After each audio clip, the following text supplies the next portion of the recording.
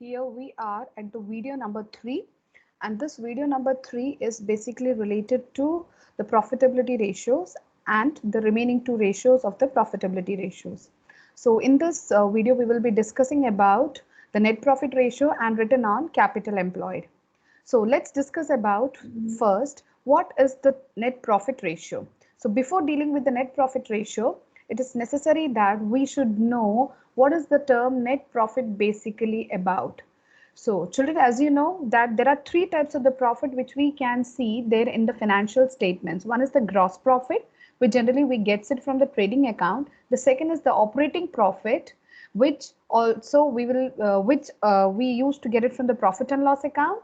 And the third is the net profit, which generally that is also a thing which we use to get it from the profit and loss account. So the net profit, what we can say is actually the take home profit, or it's the profit finally, which is the conclusion of any business organization, or which is the end of the income statement, which we will be getting it here. So this is the profit generally which rests with the businessman, or we can say after paying for all the expenses, interest and taxes, the remaining profit which personally the businessman or the owner of the business can own is what we call it as a net profit. So children, let us understand how this net profit is different from that of the operating profit. So as you all know, we have discussed it in the previous video, the operating profit is basically the profit which is an indicator of the performance of the business. It is the pure indicator of the performance of the business, which exclusively tells about the manufacturing activities and the sales and everything which we are doing it in the business, and out of that how much that the business is able to generate revenue or a profit is what the operating profit tells us. But the net profit, it not only includes the profit which we are generating out of the business activities. Apart from this, this net profit also includes the revenue or the income from the other sources also which the business generally gets. Okay, so let's discuss what is actually the net profit basically here means. If we will talk about this, net profit is a take home profit of a company, and net profit is a bottom line which is found at the end of the income statement. And this net profit can also be called as PAT. PAT means the profit after tax. You may be remembering the operating profit is known by the name, that's what we call it as a PBIT. PBIT stands for profit before interest and tax. Okay, let's deal further. This net profit is an indicator of the overall efficiency of the business production. As I told you, this net profit not only includes, that is, the earnings as a consequence of the business activity in the form of the operating profit. Apart from this, it also includes the other form through which the business is having the revenue or an income, or that is the expenses as well. So generally we can say this thing that the net profit is the overall profit of a business, or it's just generally you can say the conclusion of the business we can say. But exclusively if you wanted to just identify the business performance related ratio or the performance ratio relating to the activities of the business, then we should opt for the operating profit ratio. So finally, as this profit is the remaining profit after making the payment for the interest and taxes, hence we can say that this profit is the profit which is available with the owners of the business for the distribution as dividends. So let's deal with the formula for the net profit ratio. What is the formula for the net profit ratio here? The net profit ratio's formula is net profit after tax divided by net sales into 100. As you know this, that is net sales, how can we calculate? That is sales minus sales written. And children, what is the other name for the net sales? The other name for the net sales is revenue from operations. So if the term revenue from operations is being given, then you need not to deduct the value of the sales written from it. Okay, so the net profit after tax means like actually after making the payment for interest and tax and everything, the remaining profit will be used for the calculation of the net profit ratio. Now the next, let's deal here, that is actually what is the further way to calculate the net profit. So in order to know the methods to calculate the net profit, it is must actually you should be aware of the format of the profit and loss account, which we have already discussed in the previous video. So in the profit and loss account, if you will deal, suppose if you're having a gross profit in the trading account, this gross profit is carried forward to the profit and loss account here as by gross profit brought down. And if it's a gross loss, vice versa, it will be carried forward to the debit side of the profit and loss account as the gross loss brought down. But remember one thing, out of these two, you will be having only one thing at a time, either loss or profit. Now the next here it comes is to operating expenses. As we have divided the profit and loss account into the two parts, one is related to the operating part and another relating to the operating non-operating part. So hence here we will be showing only the operating expenses and the operating income. So two operating expenses, similarly here on the credit side by operating income. So we will be getting the net result here is that is the operating profit. Okay, suppose if we will balance the profit and loss account, so if you'll add the gross profit plus operating income minus operating expenses, we will be getting here is that is the operating profit. So let's carry forward this operating profit here. So, and here in this non-operating section on the debit side, we will be taking the non-operating expenses, and on the credit side, we will be taking here is non-operating income. As you know the rule of the profit and loss account, debit side shows the expenses and the credit side shows all the income. Now the next, similarly, after just adding the non-operating income with operating profit and deducting the non-operating expenses, we will be getting finally the net profit. So, I mean, in this profit and loss account, children, you would have seen that we are dealing with the three types of the profit here. Now, in the question, you can be given with the gross profit or you can be given with the operating profit. So, based on this, let us deal how to calculate the net profit. Suppose if the question gives us the gross profit ratio and it says to calculate the net profit, hence the formula would be like this. Net profit is equals gross profit plus operating income plus non-operating income minus operating expenses minus non-operating expenses. Why plus operating income and plus non-operating income? The basic reason here it comes is it is on the same side, that is on the credit side, right hand side.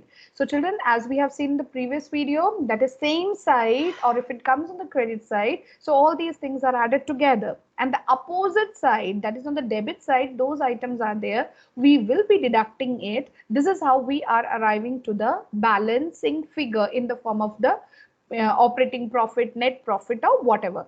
So hence the formula will be clear to you. Just we derive out the formula based on the format of the profit and loss account. If this logic of the profit and loss account is there in your brain, so you need not to mug up any kind of the formula further relating to this. Similarly, if I will talk about if you are given with the operating profit in the question, in such a situation, that is actually how to calculate, that is the net profit. Your net profit will be like this. The net profit is equals to operating profit plus non-operating income minus non-operating expenses. Why non-operating income is plus? Because it's on the credit side. That's what you can see it here, and non-operating expenses on the debit side. That's the reason. Now, the next after that, dealing with the formula of the net profit, we will be dealing with the next ratio. I hope so the formula to derive out the net profit would be clear. So based on the same format, we can calculate the operating profit as well. Even we can calculate the gross profit as well. The things will be just solved based on this very particular logic only. So now the next here it comes is we are going to deal with, that is actually the significance of the net profit ratio. So children, you will be knowing about, that is the significance of the net profit ratio. Here it comes is like this, that is the net profit ratio. Basically, it's a profit, and the profit is never ever bad for the business. So higher the ratio, better we can consider the operational efficiency of the firm, and lower the ratio means it's not at all a good thing for the firm. But remember children, if a firm is having a low operating profit ratio and a higher net profit ratio, it means that is actually the performance of the firm is not good, or its operational efficiency is not good, or in other words we can say the business is not performing well, because net profit ratio means that it includes even the income from the other sources as well, which is not directly related to the business. So in order to call the net profit as to be, that is the best ratio, or in order to call that is actually the sound financial position of the business, it is must, along with the net profit ratio, the operating profit ratio should also be high. Then only we can recommend this thing, that is the business is doing well or its performance is up to the mark. So in the absence of the fact operating ratio being less or the net profit ratio being high, so it's not at all a good indication for the business. So now the next after that, here we will be discussing about the second ratio or the last ratio of the profitability ratio, the second ratio of this video, and the last ratio of the profitability ratio, that's what we call it as a return on investment or return on capital employed. So students, you will be knowing about it. In case of any business or to start up a business, the initial thing which any businessman needs is what? Investment or capital. Is it clear? So this investment which the businessman needs can be collected by any ways or by any means, and this basic means through which a businessman can collect it is called as the sources of finance. As you know, we can get the sources of finance through two means. One is in the form of the owner's funds and another one is in the form of the borrowed funds. So when we talk about an owner's funds and the borrowed funds, so it means actually even the contribution by the owner's funds or contribution by the borrowed funds together, it constitutes the investment for any business organization, which is called as the sources of finance and which constitutes the capital structure of any particular business. So here, return on capital employed, this particular ratio tells us, that is how much return we are supposed to yield or to get it from the investment we are making it. In brief, we can say this ratio tells us how judiciously the business is able to utilize its investment, and out of this investment how much the profit that the business is able to earn. That's what we are, or we can get it, or we can assess it from this very particular ratio, that is return on capital employed. That's the reason it is written. It is the key measure to assess the relative returns against the total capital employed, and it also tells us how judiciously the sources of the finance can be utilized.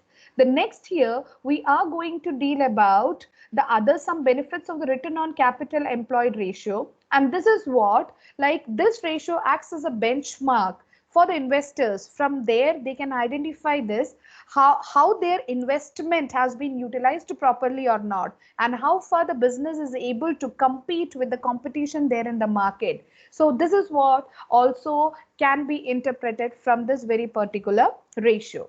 Now the next thing here it comes is we are going to deal with the formula to calculate the return on investment or capital employed, and the formula here is the profit before interest and tax upon capital employed into 100. So children, this profit before interest and tax we have already gone through. It can also be called as the operating profit. Now why the question arises here, why the net profit has not been taken, why we have taken the operating profit? As from the very beginning of the video, I am repeatedly trying to express or repeatedly trying to tell you the difference between the operating profit and the net profit. Okay, children. So if we wanted to check the performance of the business, or if we wanted to identify the profit earned by the business using its investment, so the ratio exclusively which we are supposed to use is the operating profit, not the net profit, because the net profit includes the income from the other sources as well. Remember this. So hence the formula for the return on capital employed is the profit before interest and tax upon capital employed into 100. The another formula is EBIT is the same thing, that is earning before interest and tax. EBIT and PBIT is one and the same thing. Or we can use the term operating profit as well as upon capital employed also to calculate the return on investment or return on capital employed. Now the question arises, what is this capital employed and how to calculate this capital employed. So in order to calculate the capital employed, there are different ways to calculate the capital employed. But for the ratios chapter, the concept which we will be using for the purpose of the calculation of the capital employed is the vertical format of the balance sheet. So as you know that children, the investment which any firm or the business requires can be from the owner's funds or can be from the borrowed funds. So when we talk about this owner's funds and the borrowed funds, so it means we can calculate the capital employed by two approaches, and these two approaches are, the one is the asset approach and another one is the liabilities approach. So let's deal the first, that is the liabilities approach. So in case of the liabilities approach, the formula would be like this. For the calculation of the capital employed will be, that is, capital employed is equals to shareholders fund plus non-current liabilities. Means the items which are under the shareholders fund and the items under the non-current liabilities in the form of the long-term loan and the provisions and etc.